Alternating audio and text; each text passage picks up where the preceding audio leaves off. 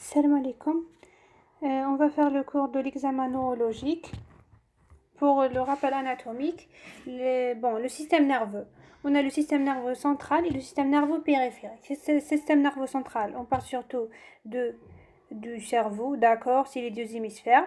Et puis on a le tronc cérébral, d'accord. Après on a le cervelet, c'est dans la fosse postérieure. On a aussi la moelle épinière qui descend jusqu'à L2, d'accord. On n'a pas de moelle épinière, on n'a pas de moelle lombaire. Elle descend jusqu'à L2, d'accord. Et après, on a le con terminal. Le système nerveux périphérique, c'est les nerfs crâniens au nombre de 12, d'accord. Et on a les nerfs périphériques et la jonction neuromusculaire et les muscles. C'est ça le système nerveux périphérique. Bon, l'examen clinique, on commence toujours par l'interrogatoire, d'accord. Les antécédents. Le nom, le prénom, l'âge, l'état civil, la profession, l'origine, les antécédents, les antécédents pathologiques, familiaux, médicamenteux, toxiques, d'accord? C'est les antécédents personnels et familiaux. L'histoire de la maladie, la chronologie des troubles, d'accord? C'est le motif de consultation, d'accord? C'est ça l'interrogatoire. Bon, c'est l'hémonucléus de Benfield. C'est une représentation schématique, d'accord, c'est une représentation schématique du corps humain sur le cortex cérébral. Ici, on a la langue, d'accord, parce que ça nécessite une motricité fine. On a deux hémonucléus de moteur et somatosensoriel. Ici, c'est le moteur, d'accord.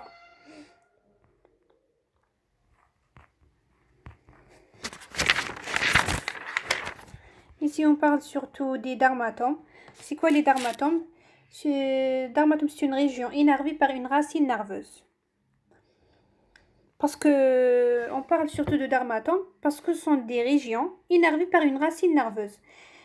Les nerfs crâniens, les nerfs spinaux, d'accord, on parle des nerfs spinaux surtout, c'est de C1 à C8, c'est cervicaux, d'accord, T1 à T12, c'est thoracique, L1 à L5, c'est lombaire, S1 à S5, c'est sacré. Bon, après l'interrogatoire, on a parlé de motifs de consultation, et aussi les signes fonctionnels associés, les céphalies, les douleurs, les paresthésies, même l'histoire de la maladie, le début, est-ce qu'il est suraigu, brutal, est-ce qu'il est aigu, progressif, même s'il y a des troubles de conscience, de l'attention, l'orientation dans le temps, dans l'espace, même la mémoire, le langage, tout ça. Après, on parle de l'examen clinique. L'examen clinique, on commence par l'examen neurologique qui doit être réalisé fonction après fonction, dans l'ordre suivant. On commence par les fonctions supérieures. Les fonctions supérieures, ça veut dire le bon jugement, le bonne orientation temporospatiale. Après, l'examen des nerfs crâniens, au nombre de 12, mais il faut examiner, on peut examiner tous les nerfs crâniens. Et on a l'examen de la marche, steppage, fauchage, ébrieuse. La force musculaire, est-ce qu'il y a de faiblesse musculaire? Le tonus, les réflexes, d'accord, les réflexes, la coordination motrice et la sensibilité. Bon, pour les examens de nerfs crâniens, on cherche surtout les paralysies de l'oculomotricité, le strabisme, le ptosis, asymétrie faciale.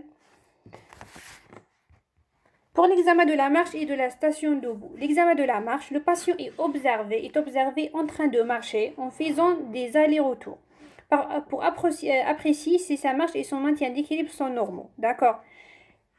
Bien sûr, le patient il est debout, les pieds joints, il ferme les yeux. D'accord. C'est ça l'examen de la marche. Après l'examen de la station debout, on demande au patient de se tenir debout des pieds joints, c'est ce qui peut être difficile ou impossible à réaliser en cas de trouble de l'équilibre. D'accord. Il y a de trouble de l'équilibre. Debout. Oh, le malade est obligé de garder les jambes écartées. D'accord.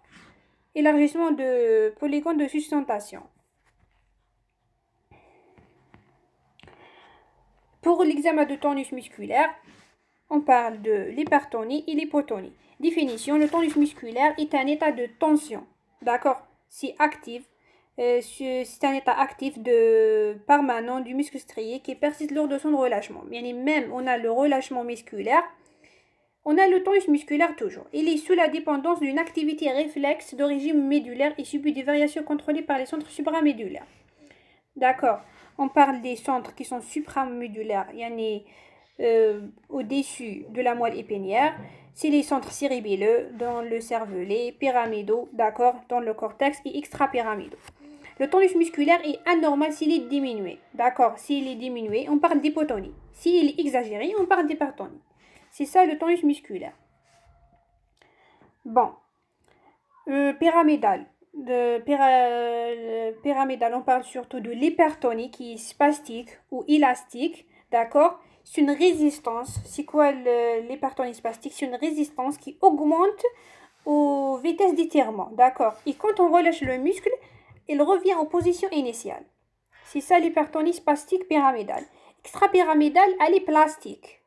Comme dans le syndrome parkinsonien. Elle est dure, d'accord, extrapyramidale, elle est dure, elle est plastique. Le membre, il garde la même position. C'est le phénomène de rodanté. Bon, on a aussi l'hypotonie, d'accord. L'hypotonie, c'est dans le syndrome cérébelleux. L'examen du muscle et de la force musculaire. Bon, on parle des examens des muscles. Il est réalisé sur un patient dévêtu, d'accord. L'inspection apprécie les volumes musculaires, d'accord. On compare un côté par rapport à l'autre. On compare, c'est bilatéral, est-ce que c'est symétrique. On peut comparer une atrophie, d'accord. On cherche une atrophie, on recherche une hypertrophie. Bon, c'est l'examen des muscles. On recherche une atrophie ou une hypertrophie. Les examens de la force musculaire. Bon, on a la force musculaire globale et la force musculaire segmentaire. D'accord, force musculaire segmentaire et la force musculaire globale. La force musculaire globale, on a deux manœuvres. Le manœuvre de Barré au membre supérieur et de Migazzini au membre inférieur.